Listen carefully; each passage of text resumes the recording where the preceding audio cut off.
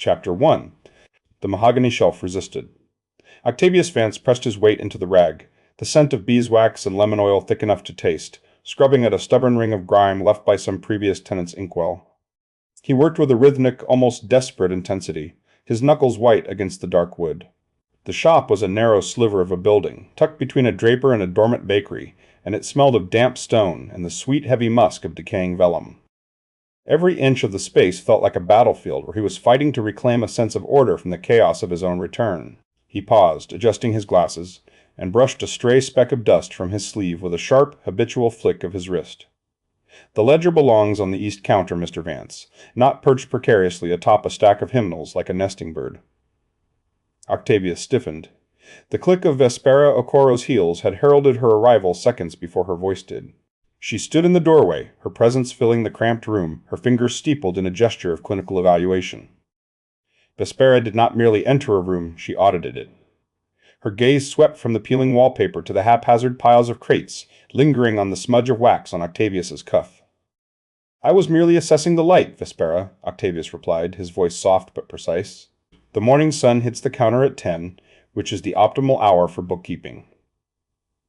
"Light is a luxury, reputation is a necessity," Vespera said, stepping further into the shop. Her tone was resonant, carrying the weight of a woman who had managed estates far more prestigious than this modest storefront. "In this village, a shopkeeper's reputation is his only currency. If the locals perceive a lack of discipline in your arrangement, they will assume a lack of discipline in your accounts. You are not merely selling paper and ink, Octavius, you are selling the image of stability. One misplaced ledger is a signal of instability to a community that prizes nothing more than the appearance of permanence." Octavius sighed, the sound lost in the cavernous silence of the high ceilings. He moved the ledger to the east counter, his movements careful. Vespera watched him with a singular, slow nod of approval, though her eyes remained critical. She knew, as he did, that the venture was a gamble. He had liquidated nearly every asset he possessed to secure the lease and the initial stock, pouring his remaining colonial funds into the sanctuary. There was no safety net. Only the hope that the quietude of the countryside would provide the peace his daughter required. He turned his attention to the center of the room, where a shipment of colonial texts lay in a state of organized anarchy. These were the fruits of his years abroad, heavy, leather-bound volumes on metallurgy, botany, and law. As he reached for a particularly dense tome on the flora of the Antilles, the volume shifted. It slipped from his grasp with a sudden, heavy thud, hitting the floorboards with a sound like a closing coffin. Octavius froze. He knelt and retrieved the book, only to find that the impact had sheared a page from the binding. The paper was old, brittle as a dried leaf, and the tear ran jaggedly through a detailed illustration of a fern. He stared at the ruined page, a sudden coldness settling in his chest. It was more than a damaged book. It was a manifestation of the fragility of his entire plan. One slip, one misplaced step, and the sanctuary he was building for his child could crumble. He ran a finger over the torn edge, the texture rough against his skin, and felt the oppressive weight of his financial desperation. If the shop failed, he would not just be a failure as a businessman, but as a father. "Is something the matter?" Vespera asked, her voice softening slightly, though the sharpness remained. "Nothing," Octavius said, closing the book with a snap. "A minor casualty of gravity." At that moment, the bell above the door chimed, and a small, tentative figure stepped inside. His daughter looked around the dim shop with wide, curious eyes, her presence bringing a sudden, fragile warmth to the cold stone room. Octavius crossed the floor in 3 long strides, his expression softening into something rare and vulnerable. He placed a hand gently on her shoulder, though he mindful of the distance propriety demanded, even in private. "It is not yet finished, my dear," he whispered, his voice taking on a rhythmic, comforting pace. "But it will be. I promise you here your mind will be your own. You will not be a piece on a social chessboard, nor a tool for someone else's climbing. You may read the forbidden poets and study the stars until the candles burn low. This place is yours as much as it is mine." His daughter smiled, a small, knowing thing, and began to wander through the aisles, her fingers trailing lightly over the spines of the books. Octavius watched her for a moment, a fierce protectiveness tightening in his throat, before Vespera cleared her throat, reminding him that there was still work to be done. Seeking a moment of solace, Octavius retreated to the back room. This was the heart of the shop, a narrow chamber where the air was cooler and smelled intensely of old glue and cedar. Here he had a small desk and a single lamp. He began to catalogue a set of rare botanical journals he had acquired from a private estate in London, his movements becoming precise and rhythmic.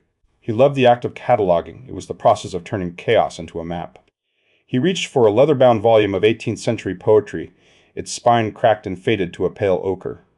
As he opened the cover, the binding groaned and something light, thin, and papery fluttered from between the pages. It drifted through the air with a slow, erratic dance before landing softly on the dark mahogany of the desk.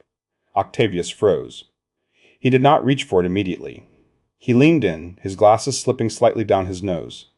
It was a pressed flower, a specimen of Jasminum officinale, dried to a ghostly, translucent cream color. But it was not the flower itself that stopped his breath.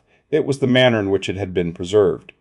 The stem was bent at a precise 45-degree angle, and a tiny handwritten note in a lyrical, looping script was tucked beneath the petal, noting the exact date and the coordinates of the garden where it had been plucked.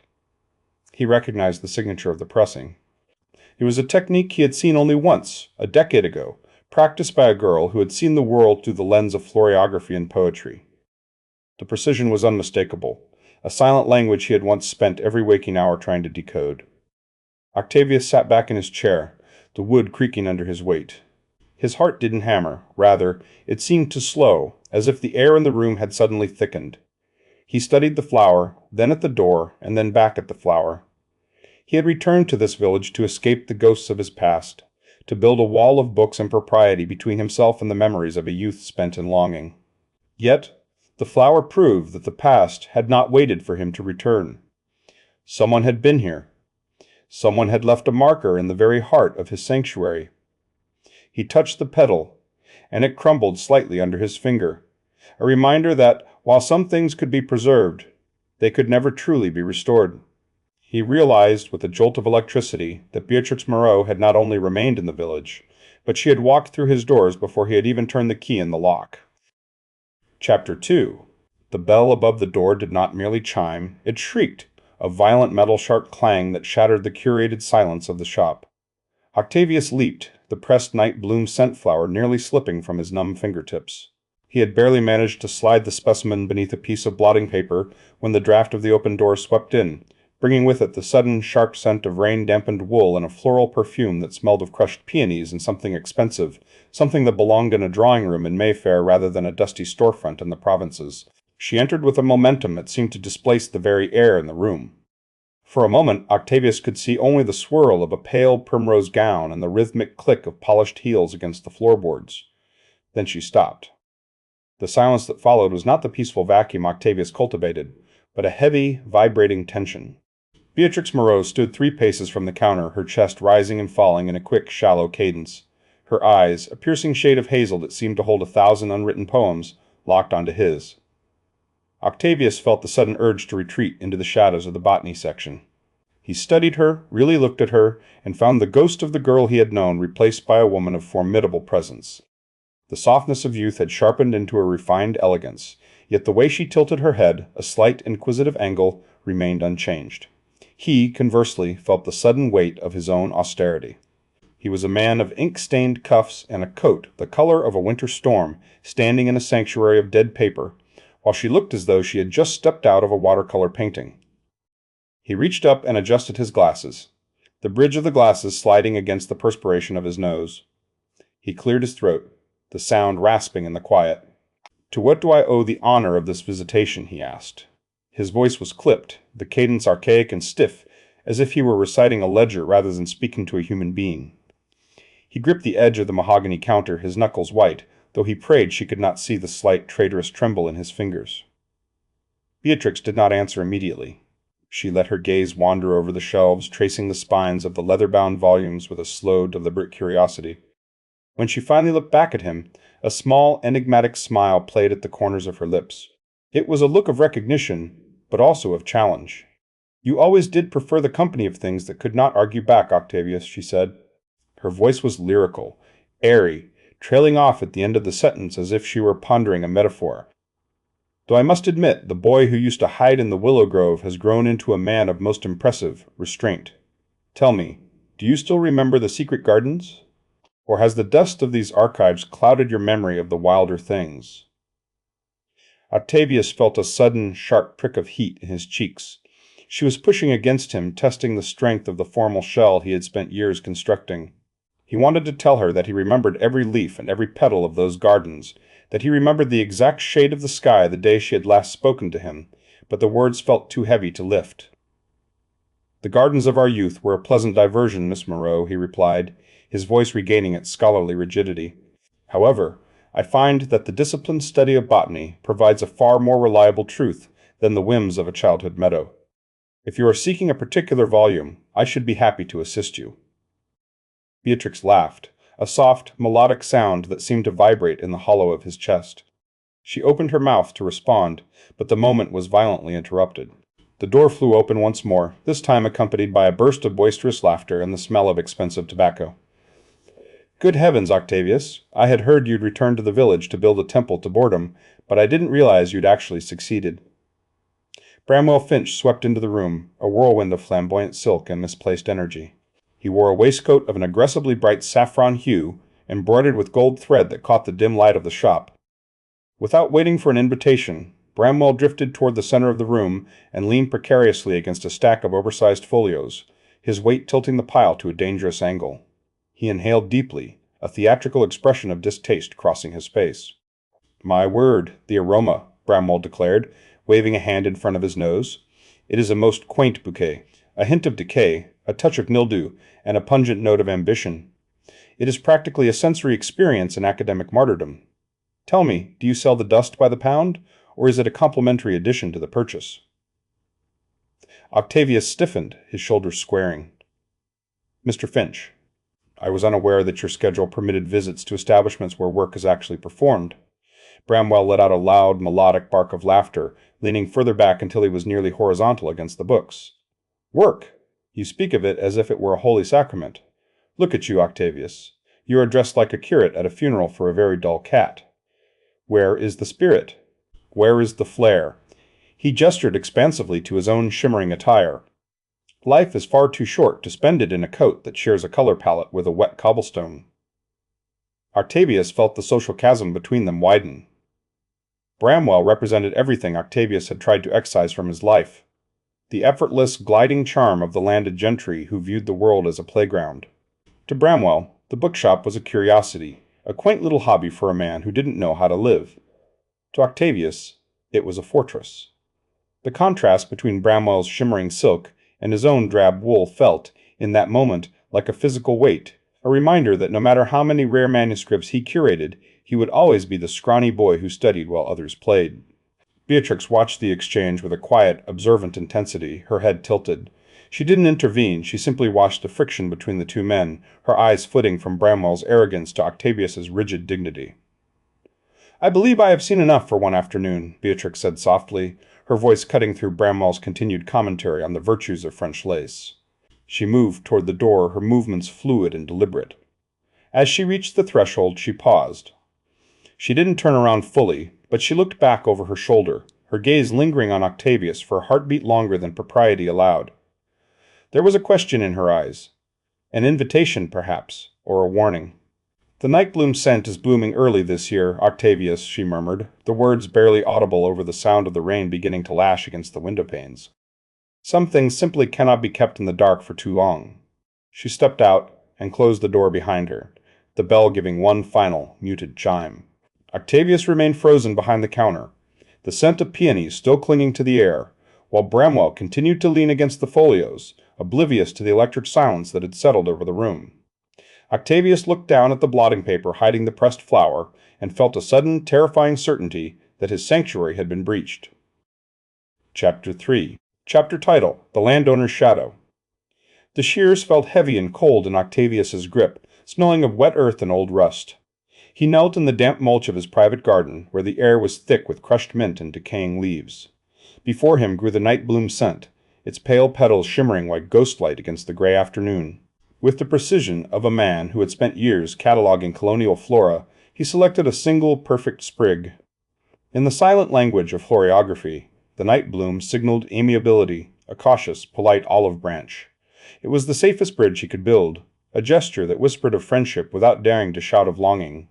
He clipped the stem, the sharp snap echoing in the stillness. Returning to the shop, Octavius avoided the main counter, moving toward the poetry section where the scent of old vellum and beeswax lingered. He retrieved a first edition of Keats, the leather binding worn to a soft, buttery texture. His breath came in shallow hitches as he opened the volume to a passage on the permanence of art and slid the sprig between the pages. He knew Beatrix's habits. She would seek the romantics first, her fingers tracing the verse before discovering the blossom. He placed the book prominently on the display easel, the gold lettering of the spine catching the dim light. He stepped back, palms damp, feeling as though he had left a piece of his own pulse exposed on the mahogany wood. He needed air. The walls of the shop, usually his fortress, suddenly felt like the interior of a coffin. He pushed through the heavy oak door onto the cobblestone path, the rain having tapered into a clinging silver mist. The village of Oakhaven was settling into the blue hour, the distant chime of the parish clock marking the time with heavy finality. He walked toward the edge of the village, his mind looping over the look in Beatrix's eyes. He wondered if she had seen through his drab wool coat to the man beneath, or if she merely saw a ghost of the boy he had once been. His path was abruptly severed. Standing in the center of the lane, blocking the way with sculptural stillness, was Cassian Thorne Windsor. He was mounted on a sleek, charcoal-gray stallion that looked polished with silk. Cassian sat perfectly upright, his spine a rigid line. He wore a riding coat of midnight blue, the brass buttons gleaming with a cold, predatory light. He did not speak immediately. Instead, he withdrew a gold pocket watch, clicking the cover open with a sharp snap. He studied the dial with exaggerated slowness, as if the seconds Octavius spent in his presence were a tax he was reluctantly paying. 10 minutes past 4, Cassian said, his voice a polished blade, dripping with a forced politeness more insulting than an open slur. A curious hour for a tradesman to be wandering. One would think you'd be occupied with the counting of pennies or the dusting of dead men's thoughts. Octavius stopped, his feet rooting to the damp stone. He felt the suffocating weight of his own insignificance.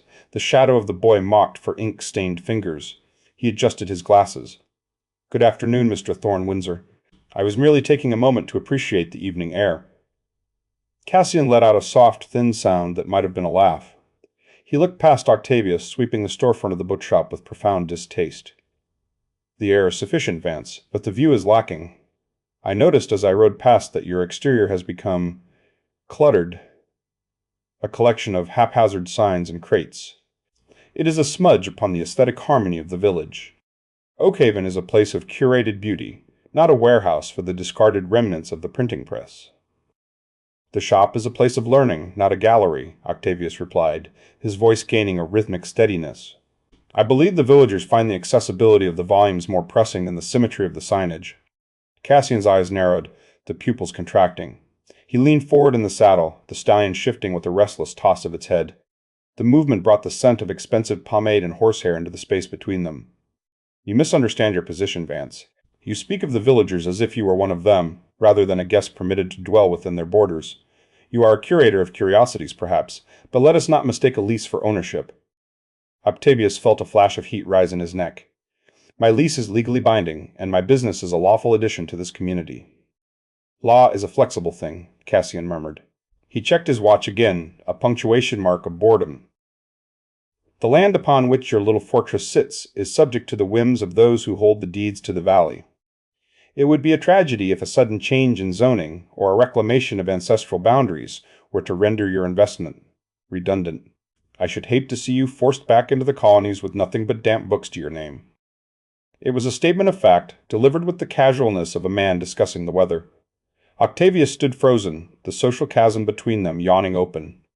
To Cassian, he was not a man, nor even a rival. He was an inconvenience, a piece of grit in a well-oiled machine. The power dynamic was absolute, rooted in soil and titles passed down through blood and greed. Cassian gave a curt nod. "Do try to tidy your doorstep, Vance. It would be an improvement for us all." With a sharp tug of the reins, he pivoted the horse and rode away, the hooves striking the cobblestones with a mocking cadence. Octavius exhaled a long, shuddering breath. He looked down at his sleeve to brush away a stray piece of lint, and stopped. There, clinging to the dark wool of his cuff, was a small, crushed fragment of a pale petal. In his haste to leave the shop, A piece of the night bloom scent had caught on his sleeve, a vivid white streak against the drab fabric. A cold dread settled in his stomach. He remembered the predatory precision of Cassian's gaze. Cassian had not just looked at him, he had catalogued him. He had seen the flower, a symbol of secret intimacy, a breach of the social wall Octavius had spent years building. He watched the midnight blue coat disappear into the mist. The flower was a small thing, but in the rigid world of Oakhaven, it was a confession. Octavius realized with a jolt of terror that the sanctuary he had built for himself and his daughter was no longer private. The secret was not just out. It was in the hands of a man who viewed vulnerability as an invitation for conquest. Chapter 4. The Keats volume felt heavy in Beatrix's hands, the vellum cover cool and slightly textured, like the skin of a dormant seed. She had retreated to the solitude of her morning room, where the scent of damp earth and citrus clung to the air, but her mind remained anchored in the dim, cedar-scented aisles of Octavius's shop. With a breath that tasted of peppermint tea, she opened the book to the marked page. There it was, a single, pressed specimen of night bloom scent. Its pale, translucent petals were frozen in a state of permanent surrender, a ghostly white streak against the cream paper. Beatrix felt a sudden, sharp electricity jump from the page to her fingertips. She began to tap a rhythmic, frantic beat against the cover, her nails clicking against the leather in time with a heart that had forgotten how to be still. It was more than a gesture of friendship. It was a cipher. Octavius, a man who treated silence as a sanctuary and words as precious currency, had spoken in the only language they both trusted. He had reached across the widening chasm of their social stations with a botanical confession, and the boldness of it made her dizzy. She leaned back into her velvet chair, the fabric scratching against her silk sleeves, and stared at the ceiling's ornate plasterwork, wondering if she had imagined the warmth in his gaze before he had looked away. By mid-afternoon, the light in the conservatory had turned a heavy honey gold, illuminating the floating dust motes that danced around her specimen jars. Beatrix moved among the ferns and orchids with a focused intensity, her skirts brushing against the terracotta pots. She bypassed the roses and the lilies, seeking something more clandestine. She stopped before a cluster of deep crimson blooms, their scent heady and thick, almost oppressive in the humidity of the glass house. With a pair of silver shears, she carefully excised a single petal. In the rigid lexicon of floriography, this specific hue and curve signified secret love, a declaration that was not merely romantic, but perilous. To send it was to invite a storm, yet as she pressed the petal into a small piece of parchment, the risk felt like the only thing making her feel alive. Returning to the village required a strategic masquerade. She draped a simple shawl over her shoulders to diminish the brilliance of her gown, though her movements remained airy, an unconscious lightness in her step that betrayed her composure. As she approached the bookshop, the sight of the weathered sign swinging in the breeze sent a tremor through her. She paused at the threshold, the bell above the door chiming with a sudden jarring clarity as she stepped inside. The shop smelled of old ink, beeswax, and the lingering sharp tang of a rainy afternoon. Octavius was behind the counter, his glasses perched precariously on the bridge of his nose as he examined a ledger. He did not look up immediately, but Beatrix noticed the way his hand tightened around the pen, the knuckles whitening. She approached him, her footsteps muffled by the thick Persian rug that looked as though it had been stepped on by a century of scholars. She did not speak. The silence between them was a living thing, taut and vibrating like a plucked string. "I found the volume most illuminating, Mr. Vance," she said, her voice trailing off into a soft, thoughtful pause. He looked up then, his expression a mask of disciplined neutrality, though his eyes searched hers with a hunger he couldn't quite suppress. Beatrix slid the Keats volume across the polished mahogany counter. As she did, she shifted the book just a fraction of an inch, ensuring the red petal was visible for a heartbeat, a vivid, bleeding slash of color against the pale vellum. It was a daring, silent invitation, a bridge thrown across a void. For a second, Octavius froze. His gaze locked onto the petal, and Beatrix saw his throat work as he swallowed hard. The power in the room shifted. The tradesman was no longer merely a curator of books, and the lady was no longer merely a patron. They were conspirators in a language that required no subtitles. "Your promptness is appreciated, Miss Moreau," Octavius replied, his voice precise and low, though he did not move to close the book. He kept the petal in view, as if afraid that blinking would make the evidence of her affection vanish. From the periphery of the room, near a shelf of leather-bound botanical journals, Malin Zhao watched the exchange. She had been standing there in a stillness that was almost clinical, her hands folded neatly in her lap, her dark eyes tracking every micro-expression. Maylin did not blink. She observed the slide of the book and the widening of Octavius's pupils with the detached interest of a biologist studying a rare specimen. To Maylin, the romantic tension was an interesting variable, but the social architecture of the room was far more concerning. She saw the vulnerability in Octavius's posture, the way he had momentarily forgotten to brush the dust from his sleeve, and the reckless hope in Beatrix's tilt of the head. As Beatrix turned to exit, her heart still drumming a frantic rhythm, Maylin stepped into her path. The movement was sudden but graceful, blocking the doorway with a pragmatic efficiency. Maylin's expression was unreadable, but her voice was a cool splash of water on a fever. "A bold choice of flora, Miss Moreau," Maylin said, her voice direct, stripping away the polite veneers of the ton. Beatrix blinked, her composure faltering. "I am unsure what you mean, Miss Shaw." "I mean that in my experience, the English aristocracy views such games not as romance, but as social suicide," Maylin replied, her gaze unwavering. "You are playing with a fire that does not merely burn the skin, it incinerates reputations." To signal such intimacy to a man of Mr. Frenchin, Vance's standing is to hand the world a weapon to use against you both. Beatrix felt a flush of irritation rise to her cheeks. She straightened her posture, attempting to reclaim her dignity. "You overstate the danger. It was a mere gesture of intellectual appreciation. Surely the world does not scrutinize a flower with such malice." Maylin did not smile, but there was a sharp, dry edge to her tone. "The world does not, but specific men do."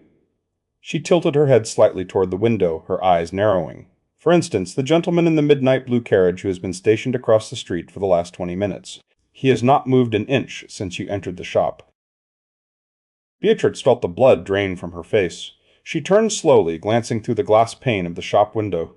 There, framed by the gray mist of the afternoon, was the stark silhouette of Cassian Thorne Windsor. He was leaning back in his carriage, his posture stiff and predatory, his gaze fixed intently on the door. He had not seen the pedal. It was impossible from that distance.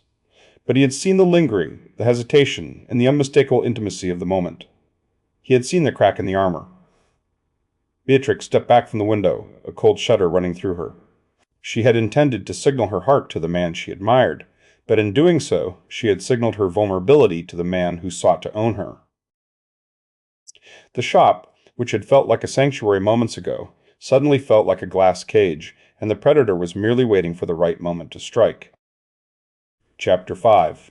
Chapter title: The Price of Prestige. The assembly room of the village hall smelled of beeswax, expensive French powder, and 100 lilies forced to bloom out of season. Octavius stood at the edge of the dance floor, his back against a mahogany pillar, the only solid thing in a room spinning with silk and judgment. He brushed a microscopic speck of dust from his sleeve, a phantom ritual of order in a place where he felt fundamentally disordered. Around him, the gentry moved in practiced gliding circles. The women were visions of high-waisted muslin, their laughter sounding like the delicate, brittle chime of crystal. Octavius adjusted his gold-framed glasses. He had dressed with meticulous care, his charcoal coat whispering of scholarship, but in this sea of peacock blues and shimmering golds, he felt as though he were wearing a shroud. He was not a guest so much as a specimen, a man who had returned from the colonies with a passion for the printed word and the audacity to call it a profession. At the center of the room, the orbit shifted. Cassian Thorne Windsor had claimed the floor, his posture so rigid he seemed carved from the hall's own marble. He held a glass of champagne with predatory grace, his gaze sweeping the room until it locked onto Octavius. A thin smile curved his lips, the kind a cat reserves for a slow mouse. Cassian raised his voice, ensuring the surrounding circle leaned in for the feast. "I have recently discovered a most peculiar fascination with the scent of old ink," Cassian began, his voice dripping with honeyed politeness. "A heavy, cloying aroma, is it not? Quite unlike the freshness of a well-managed estate. It smells of damp cellars and the desperate clinging to things the world has long since forgotten. I find it curious that some among us still insist on dwelling in the musty shadows of the trade counter, treating the sale of paper as if it were a sacred right of the priesthood." A ripple of polite, cruel laughter cascaded through the crowd, a collective agreement that the boundary between the landed gentry and the merchant class was a wall of nature. Octavius felt the heat climb his neck. His fingers tightened around the edge of his coat. He wanted to defend the nobility of the archive, but the words felt like stones in his mouth. Indeed, Cassian, a nearby baronet chimed in. One wonders if the ink eventually stains the soul. A man who spends his days weighing pennies against pages must surely lose the capacity for true leisure. Cassian's eyes never left Octavius. That is the tragedy, the delusion that one can curate society from the periphery. One does not enter the circle by selling the books that describe it. One enters by owning the land upon which the circle is drawn. To mistake the map for the territory is a scholarly error and a social catastrophe. The fragrance of the lilies became cloying, almost metal sharp, and the laughter sounded like a blade scraping a plate. A hot surge of indignation rose in Octavius. He shifted his weight, his boots clicking sharply on the polished floor. He imagined the words, "Your prestige is a mask for a vacuum of intellect." Across the room, Beatrix Moreau had frozen. Her fan stopped its rhythmic flutter, and her eyes locked onto his with a mixture of horror and empathy. She took a half-step forward, her lips parting to launch a defense. But the sharp snap of her chaperone's fan closing sounded like a pistol shot. A firm hand clamped onto Beatrix's elbow, pulling her back. The chaperone's look was an absolute warning. Do not descend into the mud with the tradesman. Beatrix's gaze lingered for a heartbeat longer, a silent, desperate communication, before she was forced to turn away. The loss of her support felt like the extinguishing of a candle in a drafty room. He was alone in the light, exposed. Surprisingly, the laughter began to fade. Bramwell Finch, leaning precariously against a sideboard with a glass of punch, stopped chuckling. He watched Octavius, not with mockery, but with a tilting curiosity. He noticed the trembling jaw and the white-knuckled grip, but above all, the frozen dignity of the silence. Bramwell recognized the raw strength of a man who refused to beg for a place in a room that hated him. Now, Cassian," Bramwell remarked, his melodic voice cutting through the tension. "Surely we can admire the dedication. Not many of us have the patience for such dusty endeavors. It is almost heroic, in a quaint sort of way." Cassian didn't look at Bramwell. He stepped closer to Octavius, invading his space with a deliberate encroachment. The smell of expensive tobacco and arrogance clung to him. "Heroism requires a cause, Mr. Vance, not a ledger. A man of trade should be grateful for the crumbs of society's attention, rather than attempting to curate its tastes. Be careful that you do not mistake tolerance for acceptance." The indignation had cooled into a hard knot of resolve. Octavius did not offer a retort. To do so would be to acknowledge that Cassian's opinion held weight. Instead, he simply turned. He walked away from the center of the room, through the parting sea of silk, his pace steady despite the drumming of his heart. He did not look back at Beatrix, nor at the smug satisfaction on Cassian's face. As he pushed through the heavy oak doors into the cool, damp evening, the silence felt like a benediction. He reached into his pocket for his handkerchief, but his fingers brushed a piece of parchment he didn't recognize. He pulled it out. It was not a poem. The paper was heavy, official vellum, bearing the stark black seal of the local magistrate. Octavius unfolded it, his eyes scanning the clipped calligraphy. His breath hitched. It was a summons regarding the legality of his business license and a notice of a pending inquiry into the zoning of his premises, a direct attack on the existence of his sanctuary. He looked back at the glowing windows of the hall where the music was still playing, and he knew the summons had not been a coincidence. He could almost hear Cassian's voice echoing in the wind. "I told you, Vance, that I own the land upon which you stand." Chapter 6. Chapter title, Shields of Silk. The gravel of the south terrace crunched beneath Beatrix's slippers, a sound like grinding bone in the heavy stillness of the afternoon. She stopped before Mei Lin Zhao, who stood by the koi pond, observing an iridescent fish with a concentration that suggested a scientific audit. Beatrix's breath came in shallow bursts that ruffled the lace of her bodice. "Mei Lin, I beg of you, look at me," Beatrix said, her voice trembling. "I cannot endure another evening of the assembly. I cannot endure Cassian's gaze, nor the way he speaks of my future as if it were a ledger he had already balanced. I feel as though I am being slowly entombed in silk and propriety." Mei Lin waited for the ripple in the water to settle before shifting her gaze. Her dark eyes were pragmatic, devoid of the romantic haze that clouded the conversations of the local ladies. "You are asking for a conspiracy, Beatrix. To shield a woman of your standing invites the scrutiny of the entire household, and I have spent my tenure here cultivating a very specific kind of invisibility." "Precisely why you are the only one who can do it," Beatrix countered. "The diplomat's daughter, the visiting scholar, your presence is an ornament of state. If you insist on my company for botanical studies or translation, my mother would see it as an educational pursuit. She would not suspect I am merely seeking air. Please, I cannot breathe in that house." Mei Lin let out a soft, dry sound. She studied Beatrix, the flushed cheeks, the desperate tilt of the head, and saw not a flighty girl but a woman fighting for the remnants of her own mind. "Very well. But we shall not rely on mere excuses. Those are too easily dismantled. We require a system, a language that exists beneath the notice of the Ton." They spent the next hour huddled in the shadow of a weeping willow. Mei Lin's mind worked with geometric precision. They devised a series of signals. A blue ribbon tied to the left wrist indicated the coast was clear. A fan held closed against the chin meant an eye was watching. There was a tactical map drawn in silk and ivory, a way to navigate the drawing room without triggering a scandal. For Beatrix, it felt like the first real weapon she had ever been handed. 2 days later, the blue ribbon was tight against her skin. Beatrix slipped away from the tea service, her heart drumming against her ribs. She skirted the manicured lawns until she reached the dense, aromatic wall of the night bloom scent garden. Behind a towering hedge of privet, Octavius was waiting. He looked as though he had not slept. The precision of his waistcoat was marred by misaligned buttons, and his eyes were shadowed.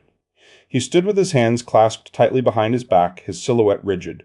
The silence between them was no longer a comfortable hush. It was a taut wire.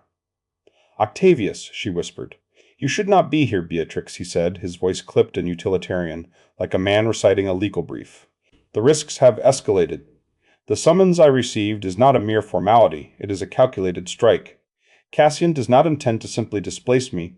He intends to erase the notion that a man of my standing can exist in this village on his own terms." "Then we fight him," Beatrix insisted. "There must be a way to contest the zoning, some precedent in the law. You cannot succumb to his arrogance." Octavius turned his head, his glasses catching a sliver of sun. "Fighting him is a luxury for those who have nothing to lose but pride. I have a daughter.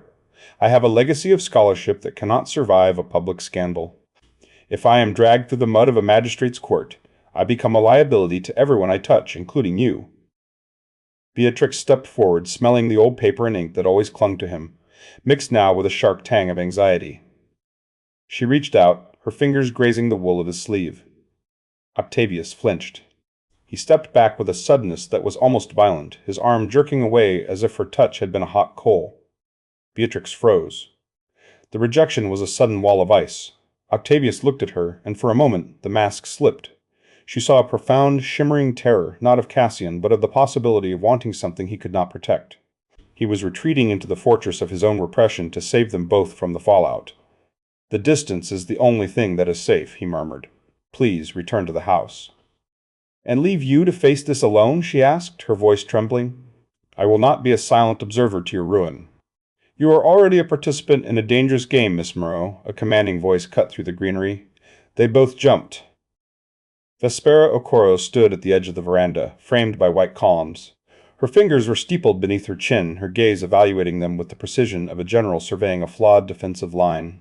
Beatrix felt the blood drain from her face. "Vespera, we were merely discussing botany." "Do not insult my intelligence with the language of flowers, child," Vespera said.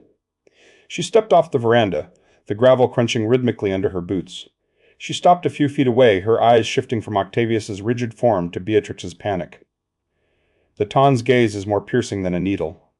You believe you are hiding behind hedges and blue ribbons, but you are merely dancing in a spotlight you cannot see." Octavius cleared his throat. "I apologize for the intrusion upon the estate's peace, Mrs. Okoro." Vespera ignored him, her focus remaining on Beatrix. "You think you are the architect of your own secrecy, but you are merely a guest in a house of glass. You should know that there are those who find your absences illuminating. Someone has been paying the village gossips a handsome sum to report every single visitor who crosses the threshold of that bookshop." Chapter 7. The first drop struck Octavius squarely between the eyes, a heavy, cold bullet of water that shattered the oppressive humidity of the afternoon. He didn't move at first, his boots sinking into the soft loam of the garden path, but the sky had already turned the color of a bruised plum. Beside him, Beatrix gasped, her hand flying to the lace collar of her gown as the clouds finally split open.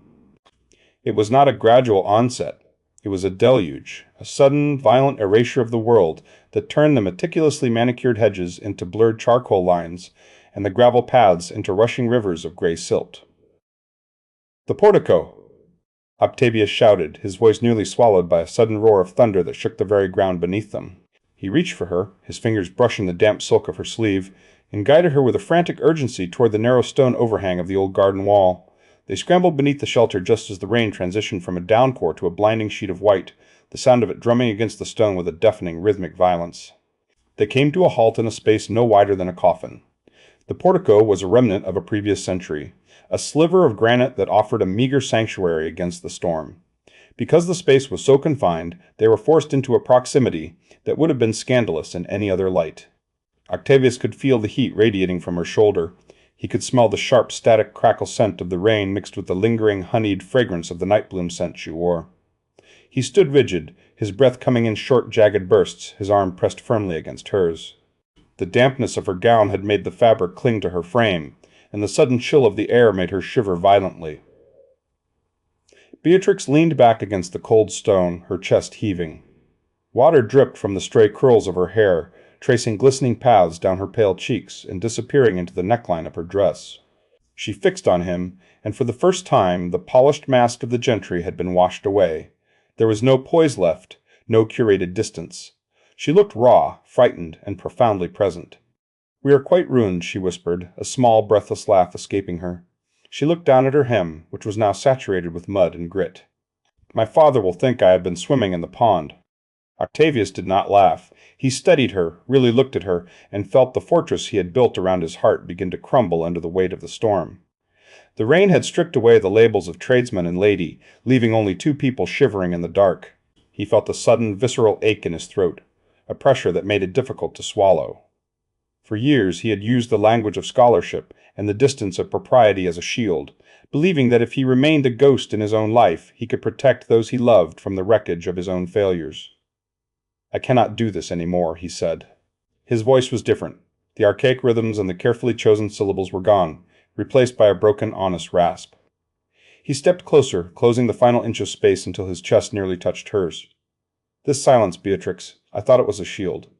I told myself that by staying distant I was keeping you safe from the opinions of men like Thorne Windsor. But it is not a shield. It is a prison. I have locked myself in a cell of my own making, and I am suffocating in the dark." Beatrix froze, her eyes widening. The air between them became electric, thick with a tension that felt more powerful than the thunder rolling overhead. She didn't pull away. Instead, she tilted her head back, her gaze searching his face with an intensity that made him feel completely exposed. "Then break the lock, Octavius," she breathed. Her voice was a fragile thread, barely audible over the rain. He reached out, his hand trembling. He didn't touch her skin, not yet, but his fingers hovered just beside her jaw, the warmth of his palm fighting the damp chill of the air. He could see the pulse fluttering in the hollow of her throat, a rapid, rhythmic drumming that mirrored his own. He leaned in, his forehead almost touching hers, their breath mingling in the humid gray air. The world outside the portico ceased to exist. There was no village, no social rank, no predatory landowners. There was only the scent of wet stone and the terrifying, shimmering possibility of a second chance. Just as the gap between them vanished, just as the gravity of years of longing threatened to pull them into a collision, a sharp, rhythmic sound cut through the rain. At the edge of the portico, framed by the curtain of water, stood Vespera Okoro. She held a wide, black silk umbrella that shielded her from the deluge, her expression as inscrutable as a sphinx. She had been watching them, her gaze steady and piercing, evaluating the scene with the precision of a judge. Octavius jumped back, the sudden movement almost sending him stumbling into the rain. He instinctively brushed at his sleeve, the old habit returning even in the face of total emotional collapse. Beatrix gasped, clutching her shawl around her shoulders, her face flushing a deep crimson. She watched Vespera with a mixture of terror and guilt, expecting a lecture on the impropriety of their position, a reminder of the gaze of the Ton, or a command to return to the manor immediately. Vespera did not speak. She looked at Octavius, at his disheveled hair, his damp coat, and the raw vulnerability written across his features. Then she studied Beatrix. Slowly, with a deliberation that felt like a royal decree, Vespera gave a single, slow nod of approval. It was a silent benediction, a recognition that some things were more vital than the rules of the drawing room. Without a word, she stepped back into the rain, her figure receding into the gray mist, leaving them in a sudden, echoing silence. The silence lasted only a few heartbeats. From the direction of the main road, the sound of galloping hooves splashed through the mud, loud and frantic. A messenger, drenched to the bone and splattered with filth from his boots to his waistcoat, slid to a halt before the portico. He was panting, his breath coming in ragged plumes of steam in the cooling air. "Miss Moreau," the man shouted, his voice cracking. He reached into his coat and produced a letter, the parchment protected by a wax-sealed leather sleeve. "A summons from your father. Immediate, miss. He requires your presence at the manor this instant." Beatrix took the letter, her fingers shaking so violently that the parchment rattled. She didn't open it immediately, but the urgency in the messenger's eyes and the formal seal of the house told her everything she needed to know. The bubble had burst. The storm had washed away the pretense of their secret, and now the world was calling her back to a place where Octavius could not follow. She looked at Octavius, the hope that had sparked between them moments ago now clouded by a sudden, chilling dread. The letter felt heavy in her hand, a leaden weight that threatened to pull her back into the rigid architecture of her father's expectations. Octavius reached for her hand, but the messenger shifted his weight, clearing his throat with a loud, impatient sound, reminding them both that time and propriety had returned with a vengeance. Chapter 8. The carriage door had barely clicked shut before Beatrix collapsed into the foyer of the bookshop, her breath hitching in a jagged, audible sob. She did not wait for Octavius to speak, nor did she observe the customary pause for greeting. She simply leaned against the mahogany counter, the silk of her pale lavender gown snagging on a stray splinter of wood. Her eyes were rimmed with a violent red, and the letter from her father remained clenched in her hand, the parchment now a crumpled, sweat-stained ruin. "He has given me until the fortnight's end," she whispered, her voice thin and brittle like dried parchment. "Accept Cassian's hand or be cast out. Not a farthing, Octavius. Not a single gown, nor a book, nor a roof over my head. He spoke of it as a mercy to spare me the indignity of a slow decline into poverty." Octavius felt the air leave his lungs. He reached out, his fingers hovering just inches from her shoulder, paralyzed by the sudden, crushing weight of the social chasm between them. He wanted to pull her into the sanctuary of the back room, away from the drafty entrance, but the sheer brutality of the ultimatum left him frozen. To be a tradesman was a quiet burden. To be the catalyst for a woman's exile was a catastrophe. "The man is a monster," Octavius said, his voice low and precise, though the rhythm was disrupted by a tremor. "He is a creditor," Beatrix replied, finally looking up. Her expression was not one of defeat, but of a cold, hard clarity that terrified him. "My father does not see a daughter, he sees a liability that can be liquidated. Cassian knows this. He isn't courting me, Octavius. He is acquiring me." Their moment of shared grief was severed by the chime of the bell. The door swung open with a violence that rattled the windowpanes, admitting a gust of damp air and the unmistakable, oppressive presence of Cassian Thorne Windsor. He did not enter so much as he occupied the space, his spine a rigid line of arrogance, his polished boots clicking with predatory precision on the floorboards. He ignored Beatrix entirely, his gaze sliding over her as if she were a piece of furniture he had already purchased. Cassian produced a heavy vellum document from his coat, snapping it open with a crisp, authoritative sound. He laid it upon the counter, sliding it toward Octavius with a single, manicured finger. "A technicality of land use, Vance," Cassian said, his voice dripping with a forced, oily politeness. "It appears the deed for this particular plot was never properly amended for commercial trade following the estate's partition. As the primary landowner of the surrounding acreage, I find the presence of a bookshop to be an unsightly irregularity. This is a formal notice of intent to revoke your business license. You have 72 hours to vacate the premises before the magistrate declares the structure a public nuisance." Octavius looked at the document, then at the man. The malice was no longer veiled. It was naked, a calculated strike designed to strip Octavius of the one thing he had built for his daughter's future. Cassian leaned in, his voice dropping to a cutting whisper. "You are a smudge on the prestige of this village, Vance. I shall enjoy watching you scrub yourself from the map." When the door finally closed behind Cassian, the silence that followed was heavier than the rain. Beatrix left shortly after, her departure a blur of whispered promises and a lingering, desperate touch of the hand. Octavius did not follow her. He could not. He sank into the darkness of the shop as the evening shadows lengthened, the scent of old leather and binding glue suddenly feeling suffocating. He spent hours in the gloom, the oil lamp flickering low, casting dancing ghosts against the shelves of Keats and Virgil. He wandered through the aisles, his fingers brushing the spines of rare manuscripts, but the vellum no longer felt like a sanctuary. It felt like a tomb. If he fought Cassian, he risked accelerating Beatrix's ruin. If he surrendered, he lost his soul. He sat at his desk, the silence of the shop amplifying the roar of his own inadequacy. He contemplated the logistics of departure, the crates, the sale of the stock, the quiet retreat into a life of anonymity where he would never have to see the light in Beatrix's eyes dim because of him. "You look like a man awaiting the guillotine," a voice remarked from the doorway. Octavius started, his glasses sliding down his nose. Bramwell Finch stood there, leaning precariously against the doorframe. He wasn't wearing his usual smirk, nor was he punctuating his presence with a loud laugh. In his hand he carried a leather folder, his expression uncharacteristically grim. "I have no appetite for jests, Bramwell," Octavius said, his voice sounding hollow to his own ears. "Good, because I've brought something far more interesting than a joke," Bramwell replied. He stepped forward and dumped a series of documents onto the desk, overlapping the legal threat Cassian had left. "I may be a hedonist, Vance, but I am a hedonist with an appetite for the archives." While looking for some old maps of the hunting grounds, I stumbled upon the Thorne Windsor land deeds. It seems our dear Cassian has been playing a dangerous game with the Crown's excise taxes on his timber holdings. He hasn't just been skimming, he's been fabricating. Octavius frowned, scanning the pages. "Why tell me this?" "Because Cassian is a bore," Bramwell said, though his eyes remained serious. "And because he is far more desperate for Beatrix's dowry than he pretends.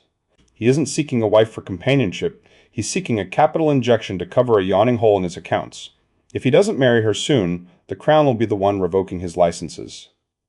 The revelation acted as a spark in the dark. The despair didn't vanish, but it shifted into a cold academic focus. Octavius felt a strange, humming energy return to his limbs. He was no longer a victim of a landslide, he was a strategist in a war of papers. 2 days later, a discreet visitor arrived, Mei Lin Zhao. She entered the shop with her usual pragmatic grace, her hands folded neatly in her lap as she sat across from him. She produced a stack of letters, the ink fresh and the calligraphy impeccable. "These are forged," Mei Lin stated plainly, her eyes unwavering. "They are scholarly correspondences from the Royal Botanical Society, requesting Beatrix's urgent assistance in translating several pharmaceutical texts on night-blooming flora. They are dated, stamped, and look entirely authentic. Your lady may now visit this shop under the guise of urgent research. Her father will not question the academic merit of such a pursuit, provided the letters look official enough to frighten him." Octavius felt a surge of gratitude for the woman's clinical efficiency. "I cannot thank you enough, Mei Lin. Don't thank me. Just ensure you use the information Bramwell provided effectively," she replied, rising to leave. "The window of opportunity in these matters is usually quite small." Octavius turned back to his desk, his mind already weaving the counterstrike. He began to draft a letter to the magistrate, citing the irregularities in Cassian's deeds as a reason to stay the eviction. He felt a glimmer of hope, a belief that he could carve out a space for himself and Beatrix in this rigid world. That hope was shattered when a second messenger arrived, breathless and shivering, just as the sun began to dip below the horizon. He handed Octavius a formal summons. Octavius opened it, his heart sinking as he read the elegant, cruel script. Cassian had not waited for the 72 hours. He had leveraged his influence with the local court to move the proceedings forward. The hearing for the revocation of the shop's license was not in a week, nor in 3 days. It was scheduled for tomorrow morning at 8 o'clock. Chapter 9. The village square had been transformed into a battlefield of petals and prestige. Silk awnings in pale primrose and mint green stretched across the cobblestones, casting a filtered light over the assembled gentry of the town, who moved in a slow, predatory glide. It was the seasonal flower show, an event where the competition was less about the botany and more about the sheer expense of the imports. Women in empire waist gowns of watered silk carried lace parasols like shields, their eyes scanning for any slip in decorum, while the men stood in stiff clusters discussing acreage and excise taxes with the rhythmic boredom of the landed class. Octavius Vance did not arrive with a cart of leather-bound volumes or a modest display of seedlings. He arrived with a wagon that groaned under the weight of a singular, massive installation.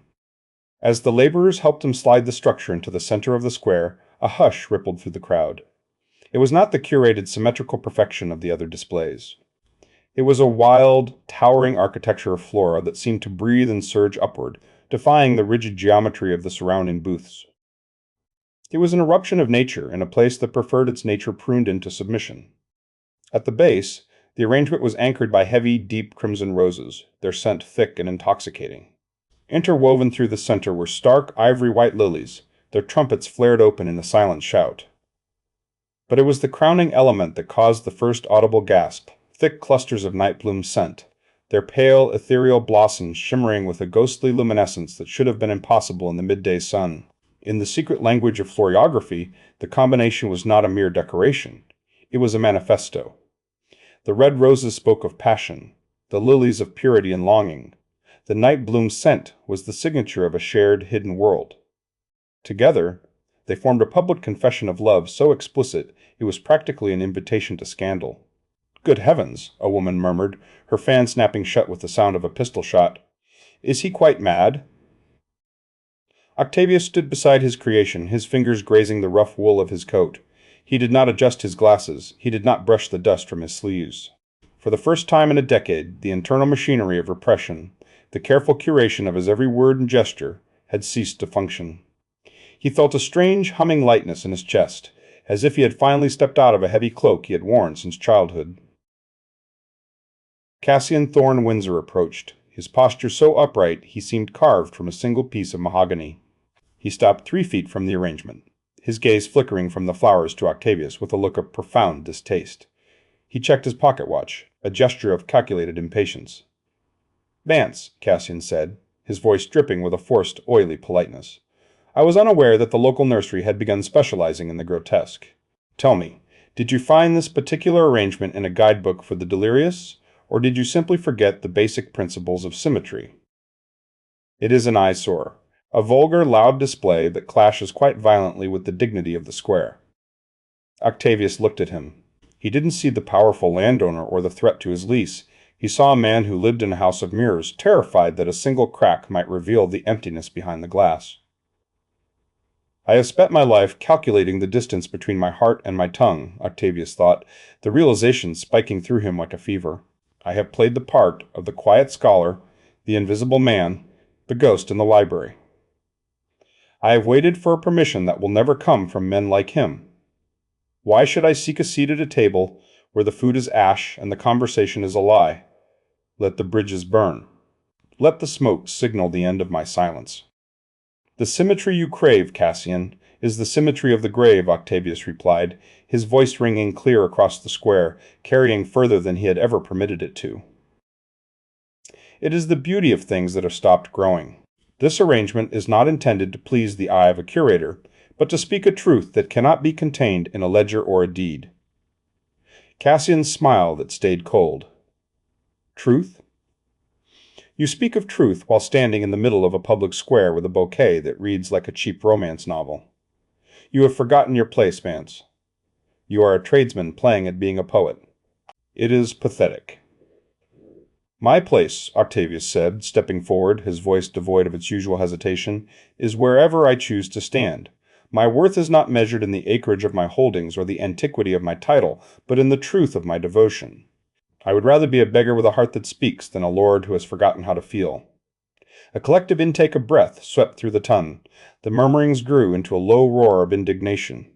To challenge the social hierarchy so openly, to prioritize emotion over estate, was an act of social suicide. He could see the judges of the flower show whispering, their faces pinched in horror. He had not just broken a rule of decorum, he had committed a heresy of class. He had effectively exiled himself from the only society that granted a man legitimacy in this valley. He didn't care.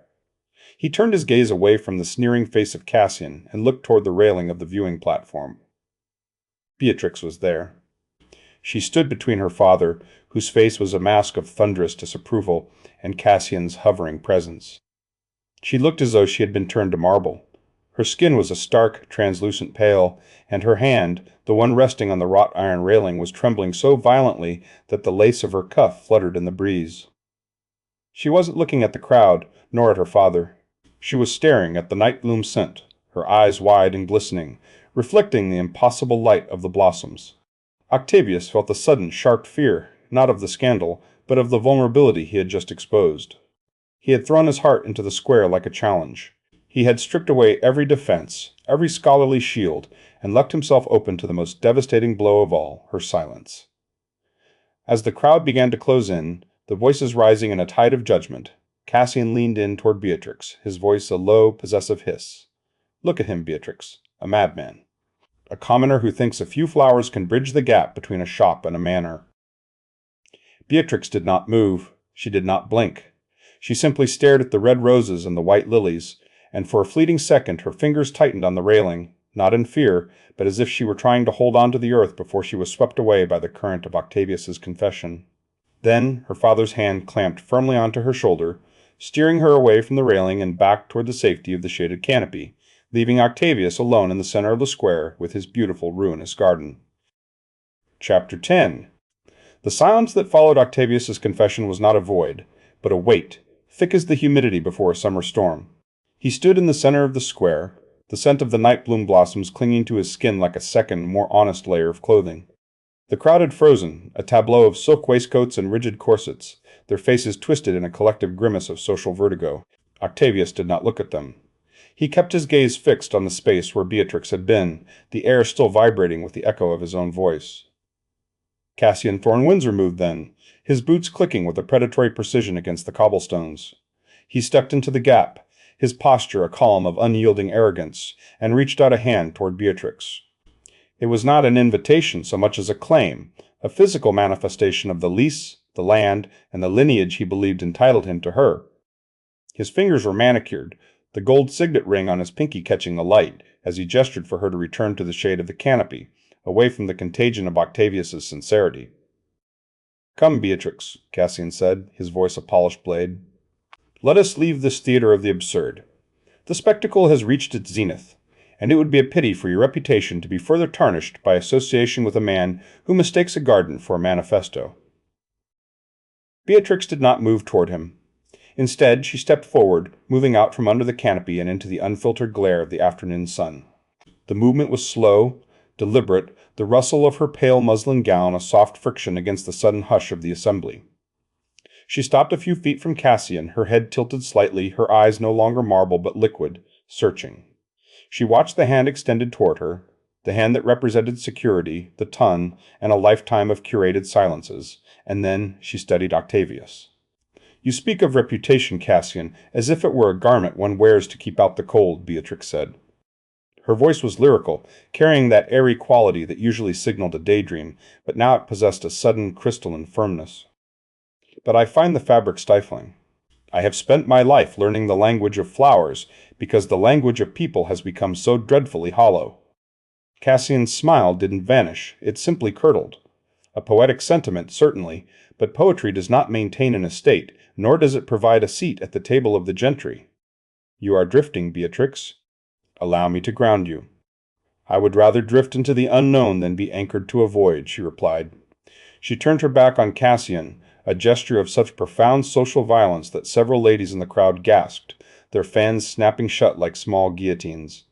She walked toward Octavius, her steps light but unwavering. When she stopped before him, she did not reach for his hand immediately. She looked up at him, her gaze tracing the lines of his face, the glasses slightly askew, the dust of the bookshop still lingering in the creases of his coat. "I choose the mind that understands the night bloom," she whispered, though in the vacuum of the square it sounded like a shout. "I choose the heart that speaks the truth, even when the world demands a lie. I choose you, Octavius." Cassian's face contorted, the mask of the polished aristocrat slipping to reveal a raw, jagged narcissism. He stepped forward, his voice dropping to a hiss that carried across the silence. "You are committing social suicide, Beatrix. You will be a pariah. You will be the joke of every drawing-room from here to London. You would trade your station for a tradesman, for a man who sells ink and old paper." From the periphery of the crowd, a sudden melodic burst of laughter erupted. Bramwell Finch was leaning back precariously against a stone planter, his expansive hand waving in the air as if conducting a symphony. "Oh, do shut up, Cassian. It is the most exciting thing to happen in this valley since the great frost of '12. Truly, the drama is exquisite." Beside him, Mei Lin Zhao did not laugh. She stood with her hands folded neatly in her lap, her gaze fixed on Cassian with a cold, surgical detachment. She didn't say a word, but the unwavering intensity of her stare seemed to shrink the landowner, stripping away the perceived power of his title until he was merely a man shouting at a woman who no longer feared him. Beatrix's father, who had remained a statue of thunderous disapproval, finally moved.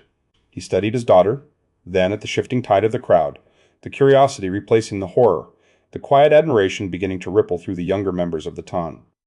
He saw the resolve in Beatrix's shoulders, a strength he had perhaps forgotten he had fostered.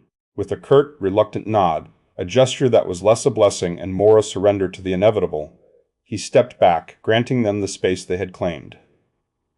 Octavius felt the world rush back in, the smell of crushed grass, the distant chime of the village clock, the frantic beating of his own heart. He reached out, his fingers brushing her wrist, and then, with a sudden urgency that defied every rule of decorum they had ever known, he led her away. They retreated from the noise and the staring eyes, weaving through the hedgerows and slipping past the ornate gates into the sanctuary of the night-bloom garden. Here, the air was different. It was heavy with the intoxicating, creamy scent of night-bloom scent, and the secret perfume of the night-blooms, a fragrance that felt like a physical embrace. The sunlight filtered through the canopy in dappled gold coins, dancing across the mossy earth. As they reached the center of the glade, the silence changed. It was no longer a wait, but a sanctuary. Octavius turned to her, his breath hitching. For a moment they simply stood there, the tactile reality of their proximity outweighing the years of coded letters and pressed petals. Then, Beatrix leaned in, and he pulled her against him. The embrace was not the polished, distant hold of a Regency courtship. It was a collision. He could feel the rapid thrum of her pulse against his chest, the scratch of the lace on her gown against his palms, and the warmth of her breath against his neck. She clung to him, as if he were the only solid thing in a dissolving world.